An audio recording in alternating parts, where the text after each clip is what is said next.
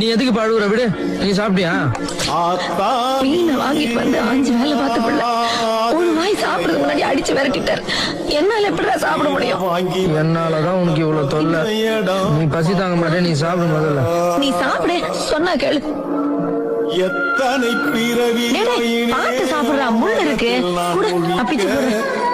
எங்க போய் இல்லம்மா, அப்பா என்ன திட்டும் போதெல்லாம் எதுக்குடா எனக்கு இப்படி ஒரு அப்பா கொடுத்தேன்னு கடவுளை திட்டுவோம்மா. அப்படி ஒரு அப்பா கொடுத்துட்டு இப்படி ஒரு அம்மா கொடுத்தாங்கல்ல, அதை நினைச்சு அப்பவும் சந்தோஷப்படுவோமா.